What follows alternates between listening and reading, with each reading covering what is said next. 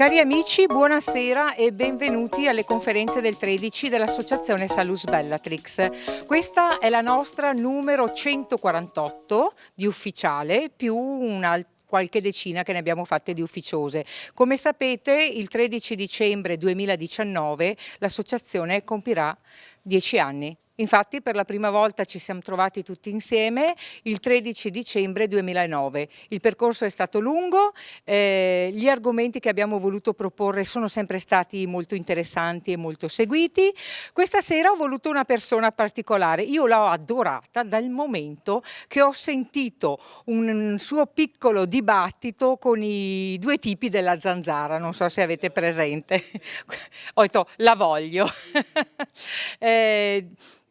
Lascio la parola a lei perché si presenti e vi auguro una buona serata. Spero che come sempre restiate soddisfatti dalle persone che invitiamo qui da noi e vi do appuntamento non al prossimo 13 ma alla prossima settimana che ci sarà una conferenza molto importante sulla scuola. Grazie e buon ascolto. 1, 2. Allora, grazie Francesca di avermi invitato, grazie a voi di essere qui. Sono Silvana De Mari e sono uno scrittore fantasy. La letteratura fantasy è universalmente considerata un genere minore. Lo scrittore fantasy non vince mai il premio Nobel per la letteratura, adesso lo danno veramente a tutti, l'hanno dato a tutti. Comunque, non vince nemmeno il premio Strega, quello si dovrebbe toccare. In effetti il genere fantasy è considerato un genere per bambini e per semideficienti. Non so se avete presente Aldo, Giovanni e Giacomo quando coi cornoni verso il basso fanno io sono Ptolo, figlio di Ptum o qualcosa di simile. In realtà il genere fantasy è un genere straordinario che fonde due generi precedenti, il poema epico e la fiaba. E il poema epico contiene valori maschili, contiene la lealtà, il coraggio e la cavalleria.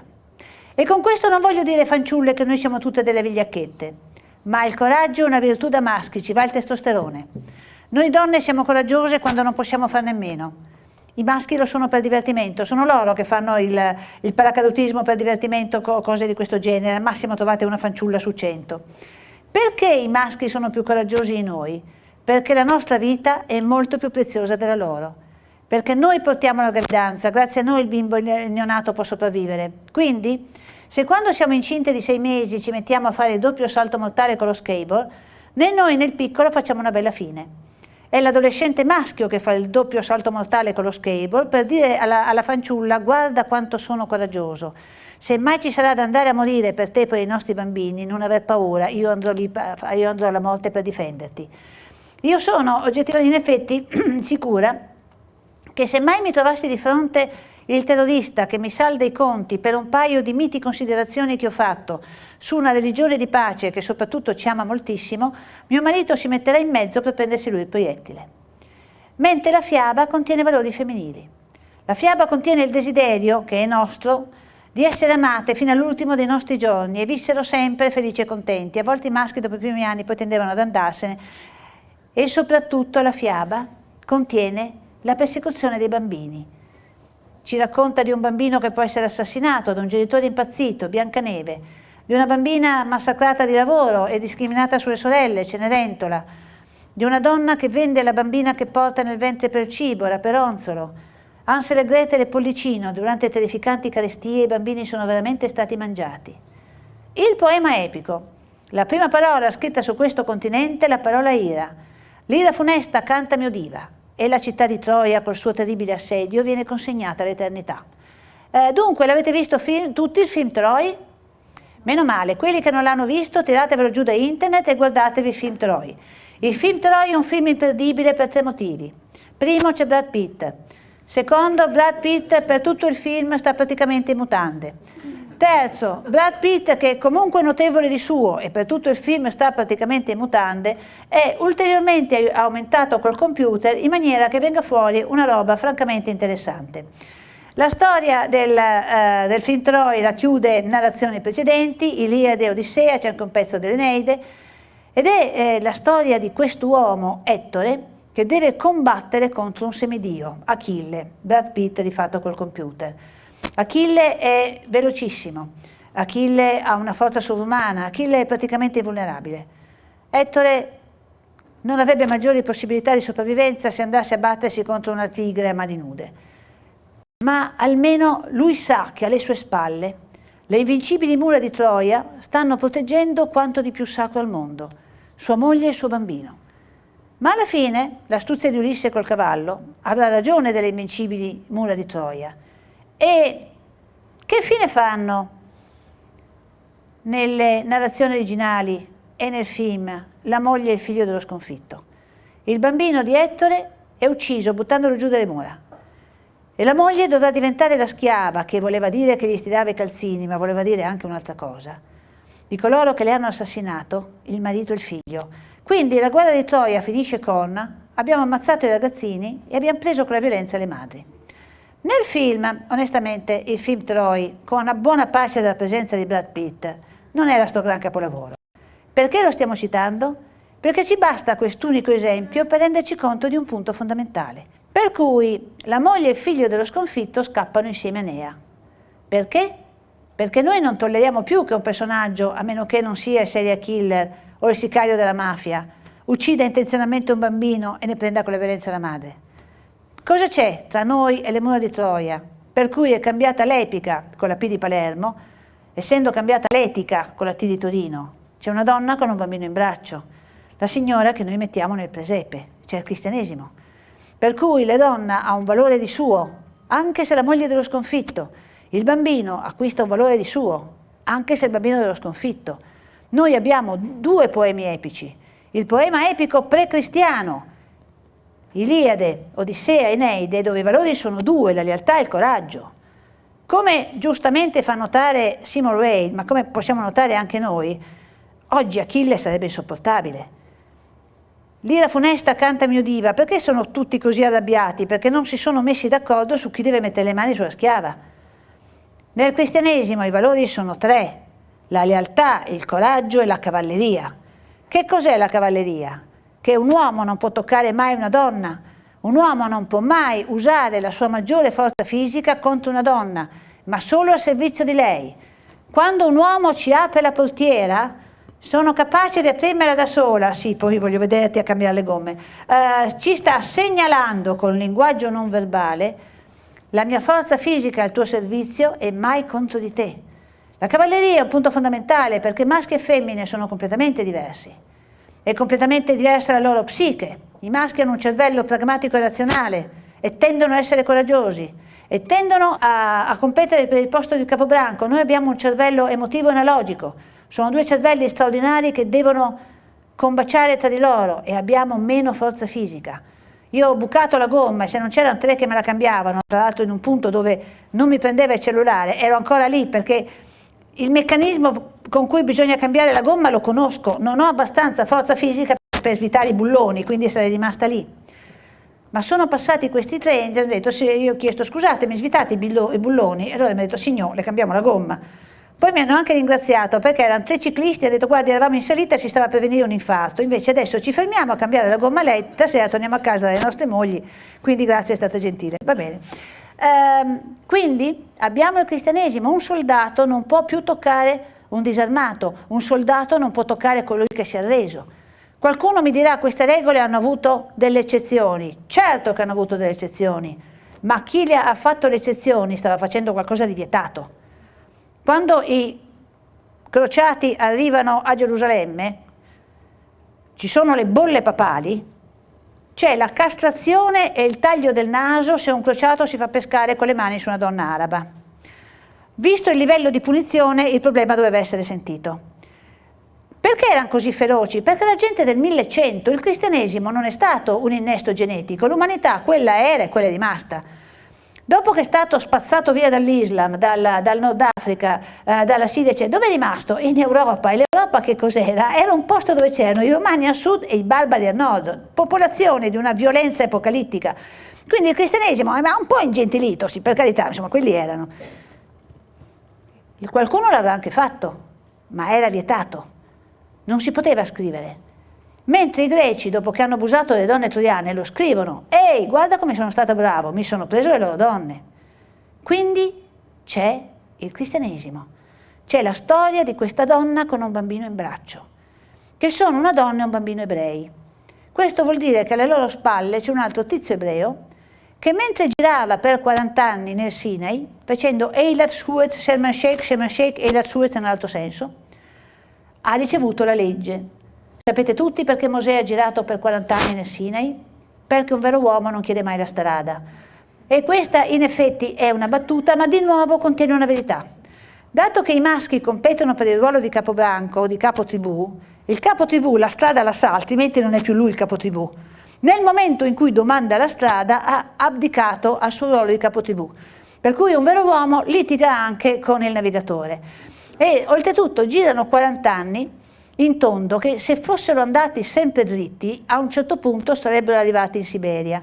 Se poi beccavano il passaggio a nord-ovest avrebbero scoperto le Americhe e arrivati sulle montagne rocciose magari gli davano un nome un pochino meno cretino.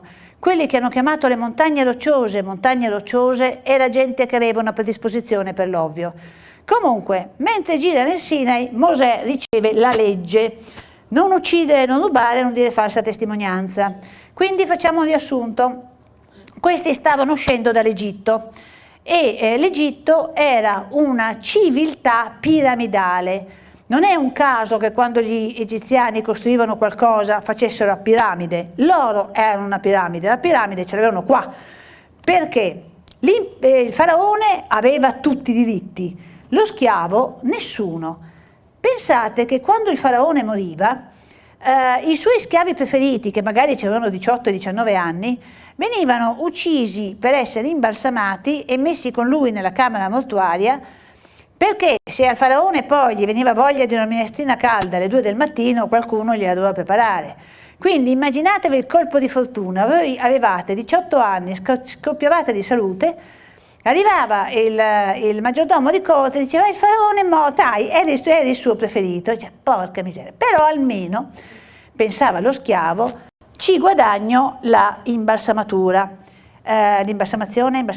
ci guadagno di essere imbalsamato. Gliene importava così tanto? Sì, perché era tutto lì. Se eri stato imbalsamato, potevi dire al dio Horus il tuo nome, perché conservavi la laringe. Se non eri stato imbalsamato, la laringe te l'avevano mangiati i vermi. Non potevi dire al dio Horus il tuo nome, non entravi nel regno dei morti. Ma io sono stata Madre Teresa, non ce ne frega assolutamente niente. Come finisce l'Iliade? Col padre di Ettore che va a chiedere ad Achille il cadavere del figlio, perché se quello non viene seppellito secondo un certo rito non entra nel regno dei morti. Qualcuno dei 10 comandamenti fa distinzione tra imperatore e schiavo? Qualcuno dei 10 comandamenti è una legge che il ricco l'imperatore può trascurare mentre il povero e lo schiavo devono seguire? I comandamenti sono uguali per tutti, non c'è più distinzione. Qualcuno dei 10 comandamenti fa una qualche distinzione su come sei stato seppellito? È irrilevante. Quindi i 10 comandamenti sono l'evento dopo il quale nessuno può più essere talmente miserabile da non poter avere una morte degna. Per cui sono morto da deportato, col mio cadavere ci stanno nutrendo i maiali, ma io ho osservato la legge e quindi la mia morte è degna. E come dice Lewis, che è l'autore delle Cronache di Narnia. Così spieghiamo perché stiamo parlando di religione in una conferenza che doveva essere sul fantasy. La grande letteratura fantasy nasce con 2 autori inglesi, Tolkien, autore del Signore degli Anelli, e Lewis, le Cronache di Narnia, i quali entrambi hanno messo nelle loro opere la spiritualità, i valori biblico-evangelici, rinnegati nel secolo XX dalle 2 terrificanti religioni atee che sono state il comunismo sovietico e il nazismo tedesco, che non sono stati movimenti politici, sono stati movimenti religiosi, messianici e salvifici. Avevamo questo messia che era Lenin da una parte, Lenin-Stalin da una parte, Hitler dall'altra, che avrebbe dato la salvezza, che era la creazione di un mondo nuovo, un mondo migliore, senza più ingiustizie, senza più malattie, qualcosa che avrebbe scintillato. E torniamo ai 10 comandamenti. Non uccidere, non rubare, non dire falsa testimonianza, e vabbè, fin qua ci siamo, non devi fare cose che potrebbero oltretutto, anzi senza potrebbero, che sicuramente danneggerebbero anche la società e la destabilizzano, perché il furto destabilizza. Quando io rubo, adesso il furto è considerato quasi una burla, ma è uno dei 10 comandamenti. Perché quando io rubo, sto rubando alla persona il tempo di cui quella persona ha avuto bisogno per guadagnare quello che io gli sto rubando. Perché tra i 10 comandamenti non c'è un comandamento che dice non devi rendere qualcuno schiavo? È non rubare. Nel momento in cui io prendo uno schiavo, gli sto rubando la sua vita. Nel momento in cui rubo una borsetta su un tram e lì dentro ci sono 200 euro, il tempo che quella donna ha impiegato per guadagnare 200 euro glieli sto rubando, quindi l'ho ridotta in schiavitù per quel tempo. Fin qua è chiaro, ma ci sono gli ultimi due: non desiderare la roba d'altri e non desiderare la donna d'altri. Per cui sono qui ferma che guardo il muro di fronte, non ho nemmeno sbattuto le palpebre, immobile. Potrei già aver fatto 2 peccati, no, il secondo non mi viene bene, ma un peccato mentale potrei già averlo fatto. Perché è così importante? Non desiderare la roba d'altri non sta difendendo la proprietà privata. In effetti neanche non rubare stava difendendo la proprietà privata, stava difendendo me dalla tentazione di rubare, perché altri rinuncio poi a battermi io per conto mio con la vita. Rubare è una scorciatoia. E le leggi di Mosè sono non rubare e non rubare mai. Ma io e il mio bambino stiamo morendo di fame. Benissimo, chiedi l'elemosina, così che farai alla gente il dono della carità e salverai la loro anima. Per cui nell'ebraismo askenazita il mendicante, lo schnorrer, è una figura quasi religiosa, molto alta. Perché non hai fatto il rabbino? Perché fai il mendicante? Il posto di rabbino era già preso, faccio il mendicante. Non desiderare la roba d'altri. Io non devo desiderare il medaglione della signora, la collana della signora, anche quella è una collana bellissima, perché se mi distraggo a guardare quello che hanno gli altri, mi distraggo dal talento che anche a me è stato dato di conquistare la gioia, di conquistare l'equilibrio. Nel momento in cui noi guardiamo gli altri, restiamo affascinati a guardare loro e non guardiamo il nostro talento, perché anche se questo ci sembra strano, ognuno di noi ha dentro di sé un talento e deve farlo fruttare, perché se non lo fai fruttare il tuo talento resta dentro come il latte dimenticato nella madia e inacidisce. Se andate su YouTube e digitate nato senza gambe e senza braccia, arriverete agli incredibili video di Nick Vujicic. Lui ha passato molto tempo a dire: perché io sono così, gli altri hanno le gambe e le braccia? È stato tutto tempo sprecato. La regola è: fai il meglio che puoi con quello che hai. Ti è capitato una tetrafocomelia, fai il meglio che puoi con quello che hai. E lui è riuscito a diventare un leader motivazionale, quest'uomo si è sposato e ha 4 bambini sani. Nel campo di sterminio di Auschwitz, il neurologo Viktor Frankl cercava la gioia nell'unico posto dove poteva trovarlo, nella bellezza. Dove accidente la trovava la bellezza? Nella luce. La luce dell'alba, la luce del tramonto, la luce delle stelle. Quando non poteva vederle ne ricordava a memoria la posizione, esistevano ancora, il creato esisteva ancora. Una volta tenuto l'attenzione concentrata su una testa d'aringa finita nella sua sbobba, mirandome nella simmetria, la bellezza, e pensando che l'oceano esisteva ancora, e nell'oceano migliaia di aringhe nuotavano nel mare pulito, e lui ha tenuto l'attenzione sulla moglie sul momento in cui sarebbe uscito per tornare a Vienna e dirle: guarda, mi sono tornato. Ma quando lui è riuscito a uscire, lei non c'era più. Pochi giorni dopo il suo arresto era andata a consegnarsi nella speranza di raggiungerlo, ma lei non ce l'aveva fatta.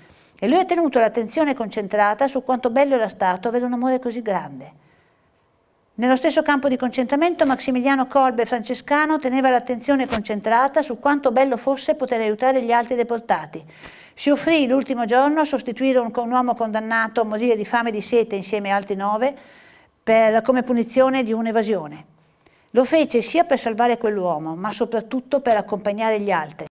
Nell'ultimo pezzo della loro vita, invece di sentire le solite urla e bestemmie, da quella cella si sono sentiti canti sempre più flebili. Sono morti l'uno dopo l'altro in pace. Fai il meglio che puoi con quello che hai. L'ultimo che è morto è lui. Quando sono entrata all'SS era ancora vivo e le ultime parole che ha detto sono state Ave Maria. Quindi non desiderare la roba d'altri, anche se hai ragione, anche se hai ragione da vendere, anche se è assolutamente ingiusto. Gli altri sono sani e tu no, tu sei stato deportato e gli altri no. Non serve. Fai il meglio che puoi con quello che hai, dando per scontato che esiste un'eternità dove tutto quello che non hai avuto qui sarà compensato 1000 volte. Non desiderare la roba d'altri, stai concentrato sul tuo talento. Non desiderare la donna d'altri. Perché lo dice solo i maschi? Dorano il testosterone, che è dinamite. Noi fanciulle abbiamo gli estroprogestinici. Il nostro pezzo forte doveva essere l'istinto di maternità. Ma ci siamo fatte fregare da 68 in poi. Ci hanno fatto una tale propaganda che noi ci siamo dimenticate che quello è il nostro pezzo forte. Adesso in genere arriviamo a 49 anni e mezzo a dire porca miseria l'orologio biologico, aspetta, vedi cosa posso fare. Ma sulla libido, insomma, una donna normale pensa al sesso 2 volte al giorno quando abbiamo 20 anni, 1 volta al giorno quando abbiamo 40 anni. Dai 45 anni in poi, 1 volta su 2 noi abbiamo mal di testa. Un uomo normale pensa al sesso 15 volte l'ora. Era la loro sessualità che andava blindata, che non facessero cose strane. Non desiderare la donna d'altri non sta vietando lo stupro, era già vietato in non commettere atti impuri. E non è che il Dio degli Israeliti fosse uno che dice no aspetta, gli spiego meglio, poverino ha capito male. No, non commettere atti impuri, e non commettere atti impuri finisce lì. Ma è sbagliato anche il desiderarlo. Perché? Perché la sessualità maschile è una pallina su un piano inclinato. Si è preso velocità, poi potremmo anche non riuscire a fermarla. Cioè, in una nazione decente non è solo vietato ammazzare la gente con la macchina, è vietato anche andare a 180 all'ora contromano di notte. Ma io non ho ammazzato nessuno, ma ti sei messo in condizione di poterlo fare. E quindi no, è vietato. Non desiderare la donna d'altri, cioè la donna che non ti ha scelto. Chi sono gli altri? La vicina di casa, che ha una moglie, una stangona bionda che non finisce più, la mia è alta 1,20 m, baffuta e più larga. No, prima stai concentrato su quello che hai, stai concentrato sulla tua sposa, non ti distrarre a guardare. Che poi tra l'altro, cioè la moglie baffuta è una fortuna. Donna baffuta sempre piaciuta, perché questo detto? Che ha anche delle precise relazioni culturali, letterarie, perché è descritta con la peluria sul labbro superiore, Madame Bovary, e addirittura in Guerra e Pace la prima moglie del principe Andrei, che in realtà è l'unica moglie del principe Andrei perché lui e Natascia non si sposeranno mai. Adesso noi lo troviamo perché abbiamo le estetiste prima della cura, cioè era normale. Perché donna baffuta è sempre piaciuta? Perché se la donna è baffuta vuol dire che ha un pochino più di testosterone. Quindi è un po' più forte, magari una volta tanto la gomma se la cambia da sola, è pure capace di mettersi le catene, e poi ha un pochino più di libido e non ci siamo sempre col mal di testa. Comunque questo non c'entra, torniamo a noi. Poi, chi sono gli altri? Non desiderare la donna degli altri. Se noi siamo gli assiri, gli altri sono i babilonesi. Se noi siamo i greci, gli altri sono i troiani. Se noi siamo i tedeschi, gli altri sono i russi. E se noi siamo i russi, gli altri sono i tedeschi. Non desiderare la donna d'altri, non ci provare nemmeno. Non pensarci neanche, perché nel momento in cui tutto attorno a un fuoco cominciamo a dirci andiamo a prendergli le donne e le robe, come cominciano le guerre di sterminio con andiamo a prendergli le donne e le robe, quindi non ci pensare nemmeno. E finalmente la sposa di Ettore è al sicuro e grazie al cristianesimo la legge di Mosè diventa universale.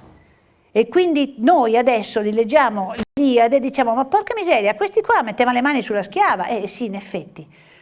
Perché? Perché fortunatamente il mondo è cambiato. Ed il mondo è cambiato perché è comparsa la donna col bambino in braccio.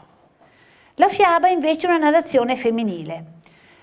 Sapete tutte la differenza tra fiaba e favola, anche se i due termini sono usati come sinonimi. A giudicare dall'espressione con cui mi state guardando la sapete tutti, solo a scopo di perdere tempo la ripeto. Favola è la volpe l'uva, fiaba è Cenerentola. Cioè la favola è un componimento breve che ha per protagonisti animali, sempre con la stessa caratterizzazione. La volpe è l'astuzia, il leone, la forza, il lupo, quello molto fetente della comitiva. La favola nasce già scritta, è un componimento colto, contiene la morale, quindi è di nuovo un componimento maschile, perché la morale è un valore maschile e poi solo i maschi sapevano scrivere. Qual è l'altra fondamentale caratteristica della favola? Che non ce n'è mai fregato assolutamente niente. Le favole non contagiano emozioni. Nessuno di noi è mai andato a letto dicendo porca miseria, la volpe non è riuscita a avere l'uva, ma chi se ne frega. Le emozioni sono nelle fiabe. E quando Biancaneve scappa nel bosco con le ombre che diventano mostri che noi abbiamo paura per lei. E quando Cenerentola lava i pavimenti che le sorellastre sceme le sporcano, che noi siamo in collera con lei. Pensate che quando noi raccontiamo una fiaba a un bambino, il suo cervello produce endorfine, potentissimi neurotrasmettitori che diminuiscono la percezione del dolore, potenziano il sistema immunitario, potenziano il sistema cognitivo e fanno scivolare verso il sonno, che è il motivo per cui noi la raccontiamo con questo che sveglio come un grillo, noi che ci addormentiamo, mamma e poi... Quindi, come diceva la buonanima del dottor Einstein, se volete dei bambini intelligenti raccontate loro delle fiabe e se volete dei bambini molto intelligenti raccontate loro molte fiabe. Cosa sono le fiabe? Cos'è la narrazione fantastica? Il posto dove teniamo i mostri. Quando qualcosa è troppo atroce per guardarlo negli occhi, perché ci brucierebbe gli occhi per l'orrore, allora lo nascondiamo nelle volute d'oro e d'argento, così possiamo parlarne. Nelle fiabe c'è il dolore più grande che esiste al mondo, il dolore del bambino non amato. Le fiabe contengono collera, vergogna, paura, contengono la paura di non essere amati, contengono la collera di non essere amati, contengono la vergogna di non essere amati. Racchiusa nell'eterna figura dell'orfano c'è il dolore del bambino non amato, un motivo per cui sono sempre tutti orfani. Biancaneve è orfana, Cenerentola è orfana, Spider-Man è orfano, Harry Potter è orfano, il brutto Natroccolo e Pinocchio sono figli di genitori dispersi e non identificati e prima o poi scopriremo chi sono i due responsabili che dopo aver messo al mondo qui qua li hanno mollati a Zio Paperino. Nella figura dell'orfano è contenuto il dolore del bambino non amato, che può essere il bambino che è stato lasciato in orfanotrofio, ma può anche essere il bambino che mamma ce l'ha, nel senso che le mamme sono tutte meravigliosamente buone, 365 giorni l'anno, nell'incantevole mondo dove vivono Antonio Banderas con la gallina. Nel mondo vero le madri possono essere delle belve, e ve lo posso dire perché anch'io sono una mamma, e mi vergogno molto a dirvelo, perché è veramente una cosa di cui vergognarsi, e me ne vergogno, ma a me è capitato di essere arrabbiatissima per altri motivi, e prendersela come una belva col mio bambino di 4 anni, che uno che mi arriva qua. Immaginatevi cosa sono io quando sono arrabbiata, rispetto a uno che mi arriva qui. Quindi, dato che le madri possono essere fuori di testa e i padri anche, abbiamo creato le fiabe. E nelle fiabe è raccolto il dolore del bambino non amato, dolore che è stato ignorato per millenni dell'umanità. Il bambino impara a riconoscere la voce di mamma 5 mesi prima di nascere. Impara a riconoscere il suo odore immediatamente, se è staccato da mamma, prova un dolore terribile, tutti gli ormoni da stress a palla. Eppure si staccavano i bambini dalla mamma per darli a balia, e questi erano i ricchi. Quindi il bambino veniva staccato dalla sua unica mamma e dato in mano a una signora, che era una perfetta estranea. Dopo 10 mesi, finalmente lui e la signora si conoscevano, veniva staccato dalla signora e dato a mamma, che a quel punto era una perfetta estranea. Anche quando una trentina di anni fa, quando adesso non si fa più, quando i bambini nascevano venivano tolti dalla mamma e messi in una nursery. Questo è stato 9 mesi nella pancia della mamma, si sente che mamma non c'è vicino, è disperato, questi bambini piangevano disperatamente e non riuscivano poi a essere allattati perché erano talmente sconvolti che non riuscivano a succhiare. Il bambino ha bisogno dell'amore della mamma e del papà, perché è nel loro sguardo che si forma la sua personalità. Se papà e mamma lo guardano con fierezza, con gioia, per lui sarà facile dire io sono. Se papà e mamma lo guardano, dice, boh, e per lui avrà una personalità più rattrappita. E se è una responsabilità rattrappita, puoi di nuovo avere una personalità intera, ma certo. E come si fa? La regola è sempre la stessa. Fai il meglio che puoi con quello che hai. Tieni l'attenzione concentrata su quel po' di bene che hai avuto, tieni l'attenzione concentrata su te stesso, diventa tu il genitore di te stesso, incoraggiati e vai. Ma se questo lavoro non riusciamo a farlo, chi ha una personalità rattrappita ha una dannata scorciatoia per avere l'illusione di avere una personalità forte, ed è essere la più bella del reame. Specchio, specchio delle mie brame, chi è la più bella del reame? In questa geniale fiaba noi abbiamo racchiusa delle intuizioni di psicologia fondamentali. Le fiabe sono nate tra la gente, non sappiamo che è inventato Biancaneve. E poi sono andate di epoca in epoca e di luogo in luogo, fino a quando un autore colto, che sapeva leggere e scrivere, le ha raccolte e raccontate, ma le hanno raccontate, non le avevano inventate loro. Le 2 grandi raccolte che noi abbiamo sono Perrault in Francia, i fratelli Grimm in Germania, però è un grande narratore, un grande scrittore, un grande letterario, quindi le sue fiabe le arrotonda, mentre i due fratelli Grimm, i due Crucchi, erano due avvocati che giravano la Germania perché bisognava unificare i codici, e quindi si fermavano nelle taverne e chiedevano: avete qualche bella storia? E la loro raccolta è molto interessante perché tutto quello che gli raccontavano loro lo scrivevano, quindi abbiamo uno spaccato veramente incredibile. In realtà il primo grande raccontatore di fiabe sul suolo europeo l'abbiamo in Italia, Basile a Napoli, Locundo dei Conti, però Basile, che nel 500 primo scrive in napoletano e non in italiano. Secondo, le sue fiabe sono veramente molto spumeggianti, cioè questo il concetto della metafora non ce l'ha, va giù secco. Per esempio c'è una fiaba, Taglia Luna, che ricorda la Bella Addormentata. C'è di nuovo una Bella Addormentata, poi c'è il castello, i rovi e questo principe che ha superato tutto per arrivare fino a lei.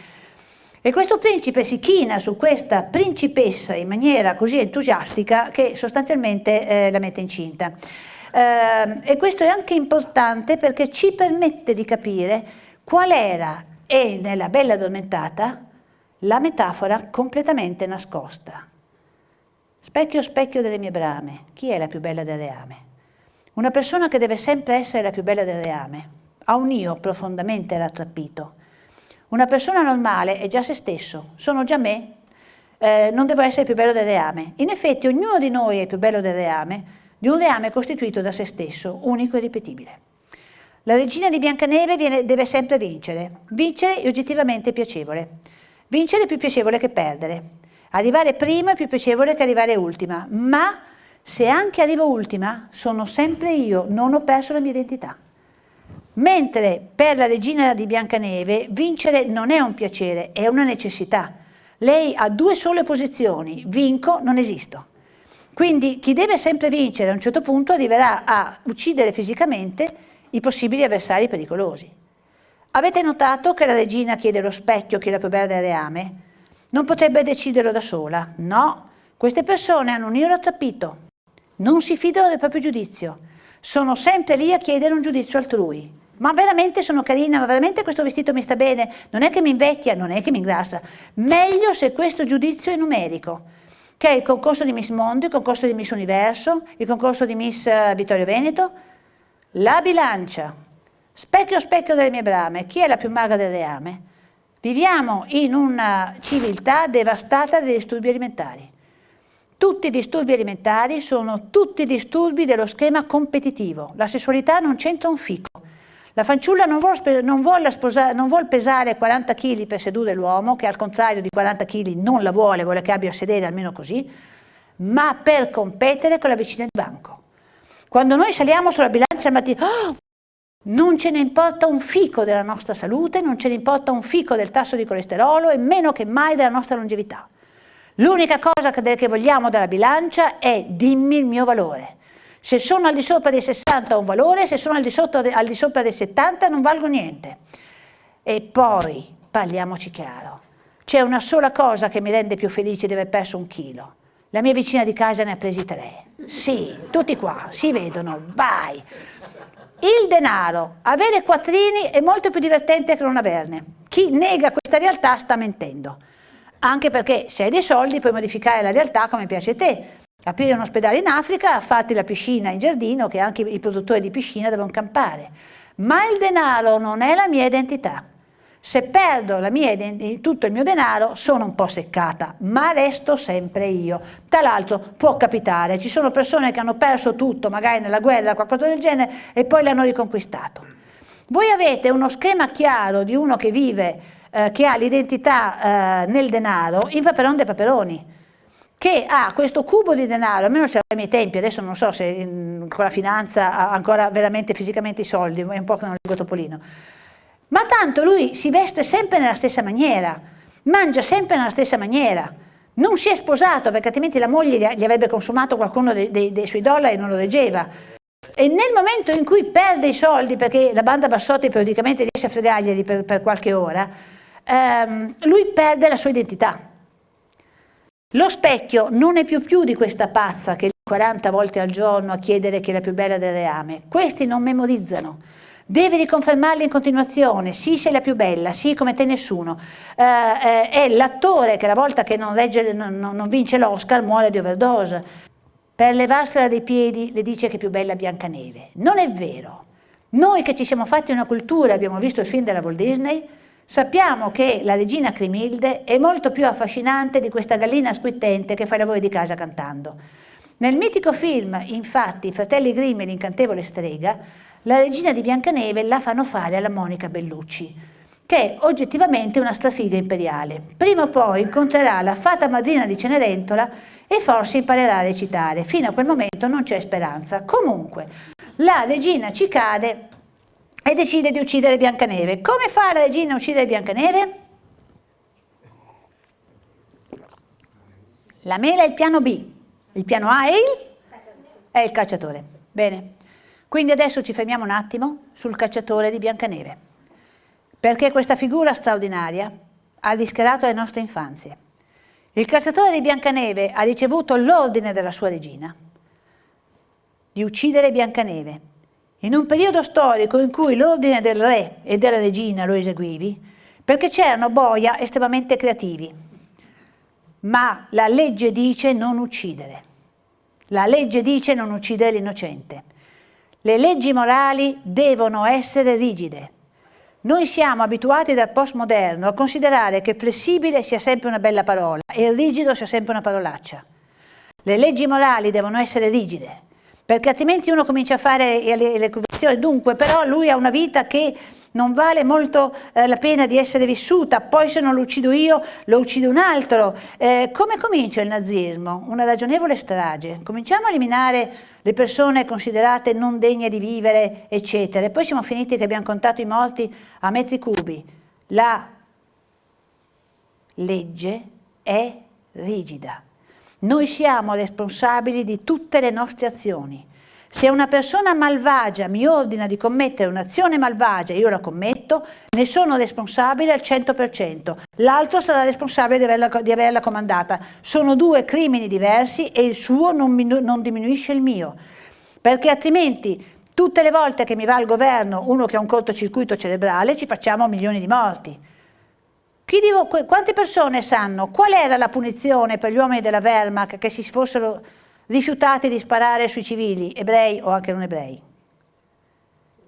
Non c'era nessuna punizione. Il nazismo è durato solo 10 anni, congresso di Norimberga, processo di Norimberga, 35-45, tutti avevano nella loro memoria storica non si spara sui bambini. Quindi, va bene, le SS erano volontarie, la Gestapo era volontaria. Le Wehrmacht, i soldati potevano rifiutarsi e hanno rifiutato circa 100-150. Quindi, chi sono i responsabili dello sterminio degli ebrei durante la seconda guerra mondiale? Ogni singolo uomo che ha eseguito l'azione. Chi è responsabile dello sterminio degli armeni? Quelli che li hanno ammazzati. Chi è responsabile delle guerre africane? Gli uomini che li stanno combattendo. Poi c'è quello che ha dato l'ordine, quello che ha venduto le armi, sono altri crimini. Noi siamo responsabili di tutte le nostre azioni. Il cacciatore di Biancaneve non uccide Biancaneve perché la legge dice non uccidere e la legge è rigida. Come rigide devono essere le regole di sicurezza delle centrali nucleari. Se quel branco di imbecilli di Chernobyl, va bene, la centrale faceva schifo, era costruita in maniera criminale, ma se quelli avessero seguito il loro dannato manuale di istruzione, il mondo sarebbe rimasto un posto migliore. Le regole di sicurezza di una scuola o di una centrale nucleare devono essere rigide. E il cacciatore non uccide Biancaneve e non fa una bella fine. Diciamocela pure francamente questa verità. Finirà ammazzato. Ma pazienza, è molto più divertente morire per qualche cosa che vivere per nulla. E morire per non aver assassinato il bambino è un ottimo motivo per cui morire. Quindi portiamo con noi il cacciatore di Biancaneve. Quando non sappiamo cosa fare, quando non sappiamo che pesci prendere, pensiamo un attimo, se lui fosse vicino a me, lui cosa farebbe? E lui avverte la principessa, guarda che la matrigna vuole ucciderti. E la principessa scappa in questo bosco, dove ogni ombra sembra un mostro. E finalmente arriva alla casa dei 7 nani, figli di genitori probabilmente tossicodipendenti alcolizzati, visto i nomi che gli hanno dato, ma si può chiamare uno brontolo. E dato che Biancaneve, povera stella, è tanto caruccia, ma quoziente intellettivo si fa quel che si può, dato che questi sono bassi, parla come fossero bambini.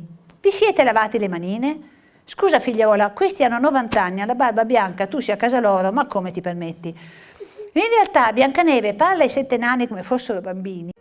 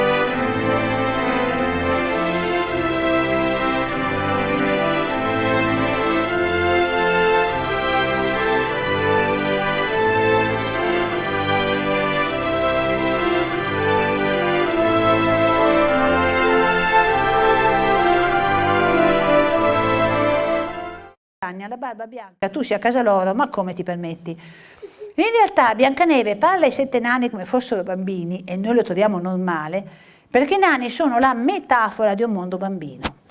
Qual è la fondamentale caratteristica dell'infanzia? L'impotenza. Un bambino può essere preso, spostato, messo su un treno, abusato, venduto, mangiato.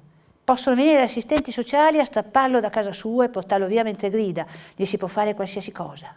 Quindi, quando il mondo diventa ingovernabile e terrificante, il sogno di tutti i bambini è scappare in un mondo bambino. Un mondo dove nessuno sia più grande di loro, nessuno possa più far loro del male. In questa incredibile fiaba geniale, noi troviamo descritta però non solo la nostra storia personale, ma anche la storia con la S maiuscola. Chi è la matrigna di Biancaneve? La madre che compete con la figlia. Noi dobbiamo essere autorevoli con i nostri figli. Sono le 8 e tu adesso vai a dormire. Se no, sono le 8 perché tu hai 6 anni e l'ormone della crescita si fabbrica solo durante il sonno, quindi hai bisogno di 10 ore di sonno e adesso te ne vai a dormire perché l'ho detto io. Ed è così. Ma non dobbiamo competere.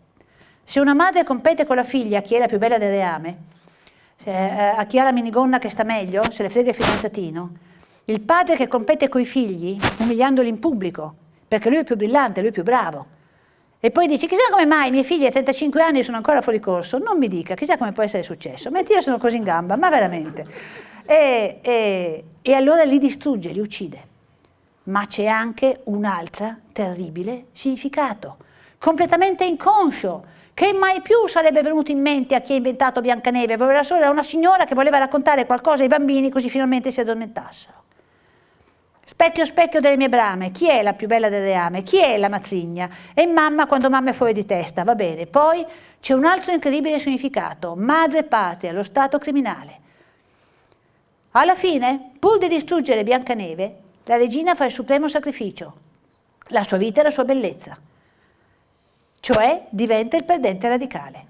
Il perdente radicale è colui che quando ha perso la guerra pur di vincere, distrugge se stesso e distrugge il mondo. Adolf Hitler è il perdente radicale, il terrorista suicida è un perdente radicale, l'uomo che uccide la moglie o la compagna è un perdente radicale. Perché se l'ammazza la possibilità di sedurla onestamente diminuisce, in più finisce in galera. Sono tutti perdenti radicali. E il genocidio è un gesto di un perdente radicale. Il genocidio vero, noi adesso tendiamo a chiamare genocidio qualsiasi massacro di massa, per carità, i massacri sono una brutta roba, il genocidio è una cosa precisa, è uno sterminio intenzionale dove si uccidono anche i neonati, anzi noi sgozzeremo anche i feti nelle madri, è stato detto, perché quella nazione lì deve essere, quel popolo deve essere cancellato. Perché deve essere cancellato? Specchio, specchio delle mie brame, perché la regina vuole uccidere Biancaneve? Le ha ammazzato il gatto, vuole fregarle il trono? È più bella di lei. Quindi il perdente radicale non sopporta la superiorità di un altro. Il genocidio del XX secolo, che è quello da cui nasce sia il fantasy che l'horror, è sempre un gesto di un inferiore verso un superiore. Il popolo sterminato ha una superiorità culturale evidente sul popolo sterminatore. Gli ebrei erano il 10% della popolazione europea in media, ma erano il 50% di medici, il 50% degli ingegneri. Gli armeni sterminati in Turchia nella prima guerra mondiale, gli armeni erano il 10% della popolazione turca, ma la metà dei medici e la metà degli ingegneri. Lo riconoscete il perdente radicale? Questi con una guerra mondiale in corso, con i feriti che gli crepano come mosche negli ospedali, ammazzano metà dei loro medici. Il primo gesto del genocidio degli armeni, ci sono le fotografie, sono i medici militari armeni tirati fuori dagli ospedali militari e impiccati ancora con i camici addosso. Hitler si suicida per uccidere gli ebrei. È stato calcolato che se i tedeschi non avessero sprecato soldati, filo spinato, gas e treni, non avrebbero perso la seconda guerra mondiale, sarebbero riusciti a fermare i russi, a Berlino non li avrebbero fatti arrivare. In Cambogia è stata uccisa la classe borghese, bastava avere un paio di occhiali, sterminata. Dopodiché sono rimasti onestamente in braghe di tela. In Ruanda è stata uccisa la minoranza Tutsi, che era l'aristocrazia culturale dopo essere stata nei secoli precedenti l'aristocrazia guerriera. Specchio, specchio delle mie brame, il perdente radicale. Il mondo mi ha offeso, io lo distruggerò. L'incantevole fiaba di Cenerentola è nata in Cina, circa 1000 anni fa. E poi è venuta zoppicando sulle sue incantevoli scarpette di cristallo. Chi è Cenerentola? Colei che ha i piedi più piccoli del reame. Da cosa la riconoscono? Cosa le dà valore? Cosa permette a lei di estrazione bassa di arrivare al principe? Le dimensioni dei piedi. Scarpette di vetro, sarei giudicata dai tuoi piedi. Nell'anno 1000 cominciò la pratica di fasciare i piedi alle bambine. Quindi quando una bimba aveva 2-3 anni, la mamma con un sasso, con un martello, spaccava le 5 ossa lunghe del piede. Poi il piede veniva piegato in 2 così che le 5 fratture si scomponessero verso l'alto e fasciato molto stretto. Il piede di una donna adulta non doveva essere più lungo di 5 centimetri. Provate ad avere i pantaloni troppo stretti, dà un po' fastidio ma si sopravvive. Provate ad avere mezzo numero di scarpe troppo piccolo, il dolore risuona nel cranio, perché i piedi sono pieni di terminazioni nervose. Così si distinguevano anche le fanciulle di legnaggio dalle servette, perché le servette non potevano avere i piedi fasciati perché queste dovevano portare l'acqua, eccetera. Quella bimba non potrà mai più correre, però qualcuno le racconterà la fiaba di Biancaneve. Adesso un dolore terribile, poi la più bella del reame. Perché adoriamo tutti Biancaneve? Non c'è nessuno, cioè Cenerentola, non c'è nessuno che non la ami. Perché Cenerentola contiene il Magnificat. I superbi saranno abbattuti e gli umili saranno esaltati. Perché l'ultimo della classe che diventa il primo della classe, o l'eroe, anche Harry Potter, o anche il nostro sogno tutte le volte che la vita ci ha preso a calci. E quindi è straordinaria questa fiaba. Poi abbiamo La Bella Addormentata nel bosco, in tutte le sue varie versioni. Non so se avete letto l'originale, quella di Perrault, è una fiaba molto carina, sì, tutte sono molto carine. Per cui arriva questo e la bacia, lei si sveglia. si sposano, sono tutti felici e contenti, poi lui va via, però la mamma di lui è un'orchessa, e quindi lei ha messo al mondo 2 gemelli, l'orchessa vorrebbe mangiarseli, per fortuna anche qui c'è il cuoco che lo sostituisce con la cerva, eccetera, eccetera. Quindi questa fiaba di che ci stanno parlando? La fiaba La Bella Addormentata è molto bella, anche lei ha una potenza religiosa, perché c'è la bimba che nasce piena di doti come noi, ma c'ha la morte che incombe su di lei, come la creatura umana. Ma poi si sta significando altro. Le 6 fiabe a che servivano? È una maniera veloce per passarsi informazioni, statevi accorti, può succederti questo, tua madre può venderti. Se venivano i saraceni o i lanzichenecchi o chi volete per voi e ti rapivano, che cosa dovevi fare?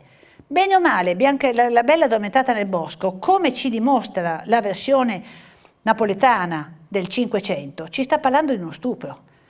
Un uomo che si china su una donna e la bacia, questa sta dormendo, non è consenziente. E che vuol dire? Che se ti è capitato, fai buon viso, cattivo gioco, sopravvivi, stringi i denti, cerca di sopravvivere e soprattutto fai attenzione a tua suocera, guardate che non è una battuta. Tra l'altro il 90% dei matrimoni spesso si rompono, il 90 no, però insomma il 50% per azione della suocera. Poi abbiamo Raperonzolo. Raperonzolo, Rapunzel, non è la storia della Walt Disney. La regina, la bimba, se l'è venduta. Perché se l'è venduta? Mentre era ancora incinta. In cambio di cibo, i raperonzoli appunto, quindi insomma almeno fosse il foie gras, caviale, ma che? Per carità, la strega aveva fatto un incantesimo, ma ci stanno raccontando la storia di una donna che si vende, di una coppia che si vende la sua bambina per cibo. Perché? Succedeva anche allora l'utero in affitto? Certo che succedeva. Succedeva perché se le famiglie nobili o comunque coi quattrini non avevano il figlio maschio, questo figlio maschio non veniva, allora ci voleva la servetta o chi per lei che portava la gravidanza, mentre la signora sotto la vestito aveva un cuscino sempre più grosso, e poi il suo bimbo veniva dato. E avete notato che Raperonzolo, la strega, è la proprietaria della bambina, la chiude in una torre. Ti ho pagato, non sei mia figlia, sei un oggetto. Come funziona quella che in realtà bisognerebbe chiamare gravidanza per altri, non utero in affitto? Perché in realtà utero in affitto è una maniera di dire estremamente mite, che non rende l'idea dell'orrore di tutto quello che succeda. Perché dà l'impressione che io affitto un utero, io posso anche affittare una bicicletta, poi la bicicletta me la ridanno come la prima, magari in quel momento non la usavo, mentre è gravidanza per altri. Non è solo l'utero che c'entra nella gravidanza, è tutto il corpo della donna, è il suo cervello, tutti i suoi neurotrasmettitori. I piedi diventano più grandi, sapete? Perché i collettivi diventano più lassi e c'è il maggiore peso, guadagni mezzo numero di scarpe alla prima gravidanza. Cambia tutto il tuo corpo, cambia tutta la tua mente. Di gravidanza e parto si può morire. Come funziona questa roba che su tutti i giornali ci sono, che bello, guarda che bello, le mie gemelline, eccetera. Come funziona questa roba? C'è prima una donazione di ovuli, uno pensa, vabbè, donazione, ci deve essere un pacchetto col fiocchetto, o comunque donazione, assona donazione di sangue, che è una bella cosa, assona donazione di sperma, che non è proprio una cosa bellissima perché uno si sta vendendo la sua discendenza, che non sa che fine farà, ma almeno non fa morti e feriti, si tratta di masturbarsi in uno sgabuzzino, in una provetta. Non è molto dolorosa, anche se può fare disastri. Per esempio, in Danimarca, lo stesso donatore, malato di una gravissima malattia ereditaria, la neurofibromatosi di Fori-Klenghausen, ha fecondato col suo sperma 120 donne, ci sono 120 bambini che sono fratelli tra di loro e la Fori-Klenghausen è dominante, quindi la metà di questi bambini sarà malato. Vabbè.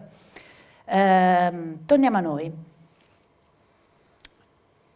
Come si fa la donazione di ovuli? Per curiosità, per alzata di mano. Qualcuno di voi sa come si fa? Ok. Chi è che non sa come si fa? Perfetto, non è per dirvi che, ma perché è una cosa di cui si parla a continuazione, giusto? Funziona così. Si fa, quella ragazza che dona gli ovuli è scelta su catalogo, quella che porta la gravidanza non gliene frega niente a nessuno, è scelta su catalogo e in genere si tratta di studentesse, devono anche essere intelligenti. Gli danno un po' di quattrini dicendo sì, non c'è problema, questa roba è indolore, dopodiché danno un quantitativo di ormoni molto alto per far fabbricare molti ovuli. Noi femminucci fabbrichiamo un ovetto al mese. Quando abbiamo finito i nostri ovetti andiamo in menopausa. Quindi se faccio fabbricare a una donna magari 30 ovuli in una botta sola e glieli levo, quella donna andrà in menopausa 3 anni prima. Se questa roba la faccio più di una volta le ho garantito l'infertilità.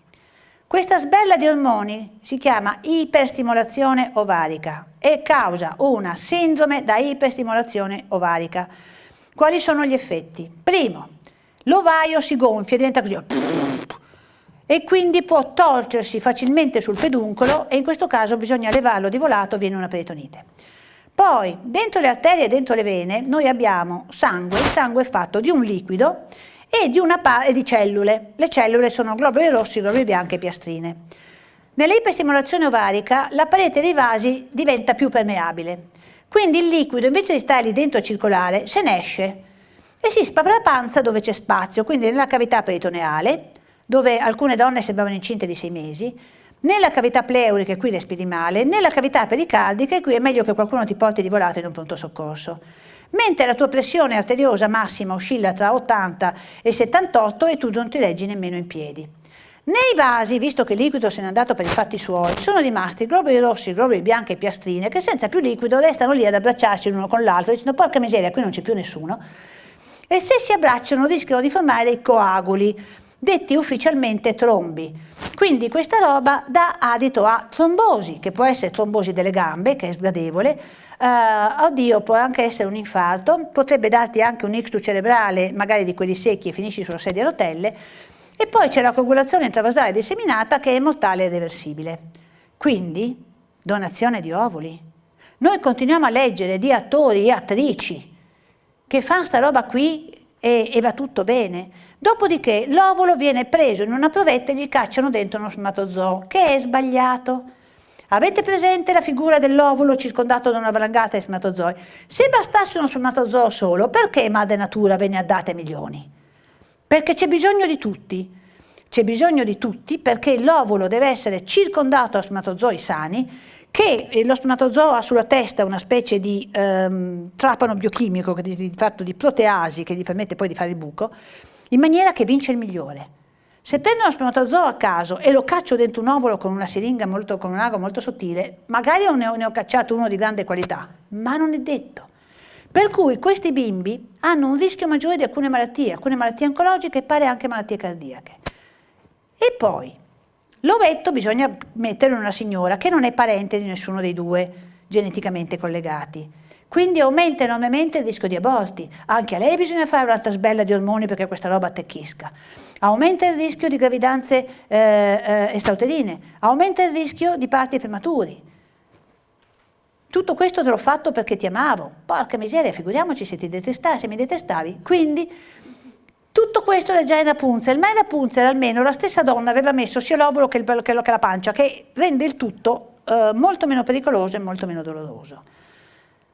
Poi abbiamo Pelle d'Asino, lei che vuole sposare sua figlia. Chissà di che diavolo ci stavano parlando. Tra l'altro la fiaba è perfetta e spiega benissimo la maggioranza degli incesti. Comincia con un re che dice, questo è di Perrault, quindi è francese, je suis le roi plus fort qu'il y a sulla terra, io sono il re più forte che ci sia sulla terra, amabile in pace, temibile in guerra, paragonabile solo a sé. Lo riconoscete il disturbo narcisistico di personalità? Sì. Questo c'ha la moglie che è bellissima, la più bella del reame, un'altra isterica persa. La moglie sta morendo e invece di preoccuparsi di dire qualcosa di intelligente all'angelo della morte che sta per incontrare, è sempre lì che rompe l'anima al marito, dice senti io sto per morire, no non dire così, no io sto per morire, vabbè. Abbiamo solo una figlia femmina, ti chiederanno di sposarti di nuovo per avere l'erede maschio.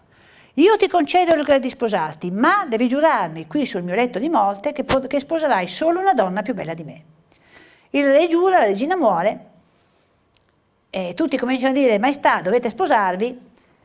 Chi è in tutto il regno l'unica che corrisponde alla descrizione più bella della regina? La principessa. Quindi a volte, in alcuni casi, è stata mamma, non sempre per carità, ma in alcuni casi si riconosce bene. Mamma che ha finto di non accorgersi per evitare che il marito andasse a cercarsi un amante più giovane fuori casa.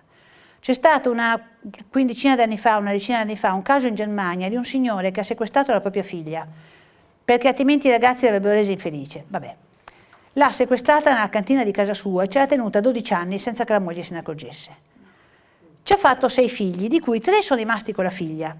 Gli altri 3 lui li ha portati a casa dicendo alla moglie li ha adottati. La moglie ma guarda che carino, ti somiglia, cioè scusa, ma non sei mai andata dal parrucchiere, non sai che per adottare uno devi fare domande, devi avere assistenti sociali, devi andare ai tribunali, così.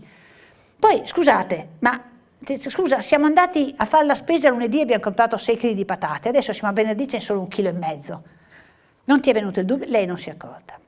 E poi abbiamo Hansel e Gretel e Pollicino. I bambini sono veramente stati mangiati. Durante le grandi carestie, la guerra dei 30 anni, anche in Ucraina nel 1930 quando c'era Stalin, prima di morire di fame si mangiano i cadaveri e i bambini muoiono per primi, è più facile acchiapparli. Ma dopo che ci siamo mangiati i cadaveri, non osiamo guardarci in faccia gli uni con gli altri, quindi non è stato raccontato, è stato negato, però è rimasto incastonato nelle fiabe. Le fiabe cambiano.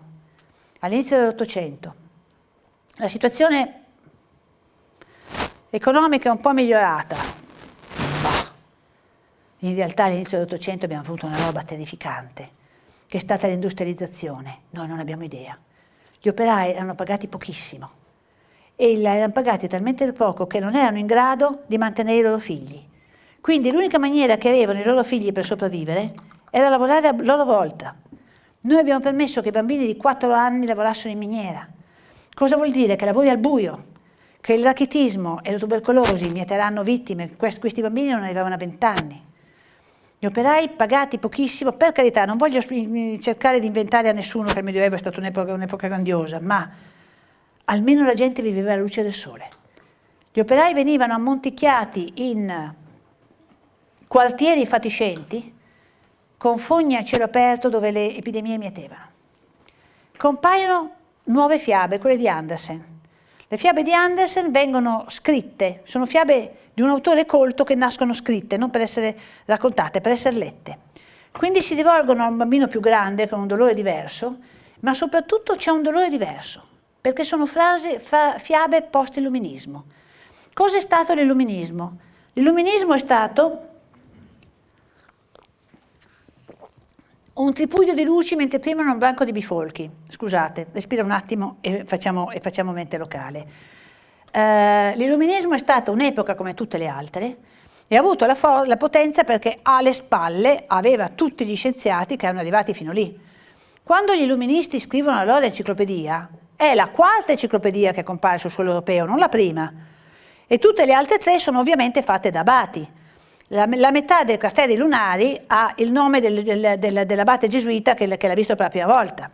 Comunque questi arrivano dicendo wow, prima di noi c'è il nulla. No, non è vero, sputano in faccia tutto quello che li ha preceduti, si inventano un paio di calunnie tipo la cintura di castità non è mai esistita, leggetevi il Boccaccio e quelli del Medioevo facevano altro, e mollano 2 picconate secche a Santa Madre Chiesa, che forse qualcosa se l'era anche meritato, ma attenzione, mollano 2 picconate secche al cristianesimo, e il cristianesimo era quello che aveva difeso i bambini e le donne. I bambini e le donne non sono più difesi.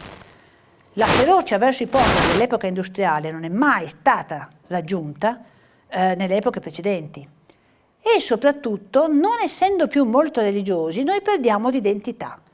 L'identità religiosa è un'identità fortissima. Tutto mi va storto, però sono figlia di Dio. Persa quella, cominciamo a barcollare un po'. Di conseguenza, le grandi fiabe di Andersen cosa mostrano? Il dolore dell'identità perduta. Mentre le grandi fiabe classiche, il bambino piccolo, il dolore dell'amore di mamma e papà persi, qui invece il dolore dell'identità. Questi non sanno chi sono. Noi abbiamo il brutto anatroccolo che non sa chi è e che vorrebbe disperatamente essere uguale. La sirenetta che non sa chi è e vorrebbe disperatamente essere una donna anche lei. Tutti quanti, i 7 nani sono diversi da Biancaneve, non gliene frega niente. In nessun punto dicono porca miseria, lei è una stangona, no, va bene così. Mentre nella fiaba di Andersen compare il dolore della propria diversità, che prima non c'era. E abbiamo questa fiaba geniale, I vestiti nuovi dell'imperatore, che è la seconda fiaba insieme a Biancaneve che spiega i grandi totalitarismi. C'è un imperatore isterico perso che deve sempre essere il meglio vestito del reame. Arrivano 2 truffatori e dicono maestà, siamo 2 maghi, noi tessiamo un tessuto magico, ecco vedete, in realtà in mano hanno il nulla, che può essere visto e toccato solo dalle persone intelligenti. E allora il re gli dà dell'oro perché tessano questo tessuto e alla fine tutti dicono ma che belli i vestiti nuovi dell'imperatore. Il giorno dell'incoronazione, i due truffatori prendono l'oro, salgono a cavallo e se ne vanno, e il re va con i suoi vestiti nuovi, cioè in mutande, a farsi incoronare. E tutti dicono: ma che bei vestiti, che bei colori, fino a quando un bambino, la voce dell'innocenza, urla: ma non vedete che l'imperatore è nudo? Da questo nasce anche il termine il re è nudo, che spesso, cioè il tuo gioco è stato scoperto, che spesso è come finisce la storia, è una fiaba per bambini. Quindi finisce che tutti dicono: sì, hai ragione, il re è nudo, e se ne accorgono tutti. Insisto, è una fiaba per bambini. Nella vita vera, quando qualcuno dice guardate che il re è nudo, finisce linciato. Perché, come giustamente dice George Orwell, tanto più alto è il livello di menzogna di una civiltà, tanto più grande è il rischio di quello che dice la verità. Nell'ora dell'inganno universale, dire la verità è un atto rivoluzionario e anche dannatamente pericoloso. Nell'Ottocento, sì, cominciamo tutti a leggere e scrivere, più o meno, insomma, chi più chi meno, comunque. Compare il romanzo fantastico. Il romanzo fantastico non può essere raccontato nello spazio di una sera, nessuno può raccontare nello spazio di una sera Pinocchio e Harry Potter. Quindi, di che parlano? Che dov'è l'immaginario collettivo? Dov'è il dolore del mondo? Nelle grandi tirature, nelle grandissime tirature, nei best seller, nei mega seller, nei long seller. Ogni editore vi potrà testimoniare che nessun best seller è stata un'operazione editoriale. Tutti i veri e grandissimi bestseller sono cominciati con un editore perplesso che ha detto: ma facciamo 3.000 copie di sta roba, che Dio ce la mandi buona. Pensate che Harry Potter è stato rifiutato dai primi 7 editori inglesi che l'avevano visionato. Adesso in quelle 7 case editrici il funzionario che ha rifiutato Harry Potter lo tengono nel magazzino delle scope, insieme alle scope e al folletto nel senso di aspirapolvere, non nel senso di gnomo, che ha già fatto abbastanza catastrofi. Chi sono i mega seller? Pinocchio, Alice nel Paese delle Meraviglie, Peter Pan, c'è un quarto libro che da quando è uscito è sempre nella lista dei 10 più venduti, e poi abbiamo i due bestioni, Il Signore degli Anelli e Harry Potter. Pinocchio è una storia molto laica, scritta da un tizio molto laico, esce a pezzi a bocconi, a un certo punto Pinocchio muore, la gente protesta, lo fa risuscitare. E ci sono burattini paralleli, ci sono carabinieri paralleli, una scuola parallela, non c'è un suono di campane, non ci sono chiese. In realtà, incredibilmente, la grazia finisce nella storia di Pinocchio. Nel senso che Pinocchio è un figlio che non è un bambino, che non è veramente un bambino, che è un padre adottivo che si chiama Giuseppe per falegname, no.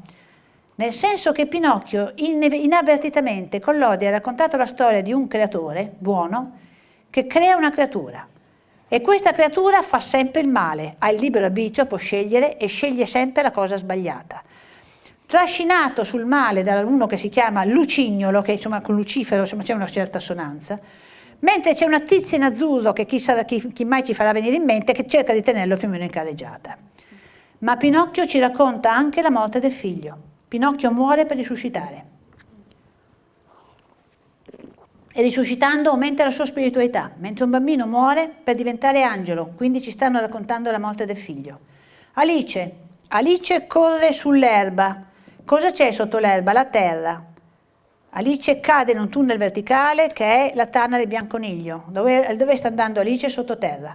Le metafore di morte e di dissociazione mentale sono dappertutto. Alice ci parla di morte e di follia.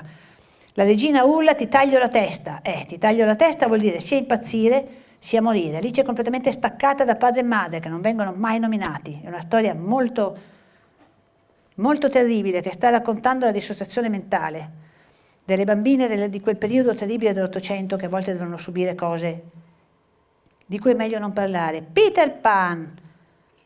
Si raccontavano di Peter cose molto strane, si raccontava che quando i bambini morivano Peter li accompagnava nel primo tratto di strada perché non ne fossero terrorizzati. Peter Pan parla di malattie e di morte. Gronda sangue. Gli indiani e i pirati continuano a infizzarsi e le loro spade sono piene di sangue, viene descritto. I bambini in visita hanno la camicia da notte. Peter Pan è stato perso da sua mamma, ho perso mio figlio vuol dire che è morto, e sta nell'isola che non c'è con i bambini perduti, come sopra. Nel Medioevo i bambini crepavano come mosche, ma a casa in braccio a mamma, adesso vanno a morire soli in ospedale. Peter Pan è il sogno di un bambino impotente, lui ordina anche ai bambini più grandi. Quando dorme a incubi terribili e Wendy deve innarlo, e c'è questo suono ossessivo di questo orologio che segna un tempo che non ha futuro. Il quarto libro, il piccolo principe muore. Non ha nemmeno le 3 mani di vernice del mondo delle meraviglie e dell'isola che non c'è. Perché siamo così ossessionati dalla morte del figlio? L'abbiamo sdoganata. Perché siamo post-cristiani e in un mondo cristiano la morte del figlio è tollerabile, consegno il mio bambino agli angeli, in un mondo laico è insopportabile. Ma l'abbiamo sdoganata, prima era vietato, adesso non l'è più. E arriviamo al Signore degli Anelli e le cronache di Narnia. Il Signore degli Anelli e le cronache di Narnia parlano del genocidio. Il Signore degli Anelli parla degli orchi. Gli orchi sono quelli che uccidono volontariamente i bambini e dopo averli uccisi festeggiano. E contiene la informazione molto poco buonista che gli orchi si fermano militarmente. Perché abbiamo così tanto fantasy? Per lo stesso motivo perché abbiamo così tanto horror. Perché siamo al secolo del genocidio e dell'aborto. Noi siamo una cultura di morte. Per cui siamo così pieni di horror, siamo pieni di vampiri. Se non sono vampiri sono licantropi, non se ne può più. E oltre al vampiro, che almeno ha il nome e una faccia, abbiamo la sua versione sottoproletaria e pezzente che è lo zombie. Ormai sono 3 generazioni di zombie che si trascinano col loro passo disuguale per venirci a succhiare il cervello. Tutti in jeans e camicia a quadri. Li seppelliscono in jeans e camicia a quadri negli Stati Uniti. Almeno il giorno del funerale la giacca e la cravatta la potevano mettere, sarà per questo che sono tutti così incazzati. Quindi, perché siamo così pieni di fantasy? Cos'è la letteratura fantastica? Il posto dove teniamo i mostri. Quindi noi siamo sull'orlo della fine del mondo. Se a Chernobyl un paio di robe andavano storte, oltre quelle che già sono andate storte, si sarebbe potuto avere una botta di cui non abbiamo nemmeno idea. La guerra nucleare ci distruggerebbe. Una grandissima epidemia, qualsiasi cosa. Noi abbiamo paura della fine del mondo e l'abbiamo solo noi. Biancaneve aveva paura di morire lei, non aveva paura che il mondo alle noto finisse. E l'abbiamo messa nel fantasy, perché il fantasy dice la verità. Noi siamo uno scontro frontale tra una cultura di vita e una cultura di morte. Quindi nel fantasy noi abbiamo messo i grandi valori, la lealtà, il coraggio, la cavalleria, il sacrificio. Chi vince la guerra nel Signore degli Anelli? I 2 piccoletti, Sam e Frodo, che vanno avanti un passo dopo l'altro e si distruggono. Frodo è la metafora del bambino, e Frodo non sopravvive all'anello, sì, tecnicamente sta continuando a respirare, ma in realtà ha perso se stesso. Quindi nella grande letteratura fantasy noi abbiamo messo i grandissimi valori. Non tutto è oro nel fantasy, c'è parecchia pacottaglia, sono la prima a riconoscerlo, e c'è parecchia pacottaglia proprio perché ne abbiamo tanto, perché abbiamo bisogno di una letteratura che ci parli di robe estreme, perché noi siamo un'epoca estrema. Siamo un'epoca terrificante ma anche magnifica, dove sono successe le cose più atroci mai sentite, ma sono successe anche cose magnifiche. Per esempio abbiamo abbattuto la mortalità infantile, abbiamo abbattuto le grandi epidemie, abbiamo moltiplicato le derrate alimentari, moltiplicato il numero di gente che sa leggere. Quindi siamo un'epoca terribile e straordinaria, come un libro fantasy. Qual è il messaggio finale del fantasy? Qual è il messaggio finale di Aragorn, che è quel gran bel di figliolo, di Harry Potter, che se la cava alla grande anche lui? Oppure di Laskar, Yorsh, Alduin, Anya, che sono i personaggi delle mie saghe. Il messaggio è: non abbiate paura, perché essere umani è straordinario, ed essere vivi è straordinario. E noi non dobbiamo avere paura della vita. Ogni epoca ha la sua battaglia. Noi forse ci siamo fatti illudere che noi potevamo essere l'epoca senza battaglia, anche noi avremo la nostra. E la vinceremo con l'unica maniera con cui si vincono le battaglie: il coraggio, la lealtà e la cavalleria, e un po' di fede in Dio. Grazie per avermi ascoltato.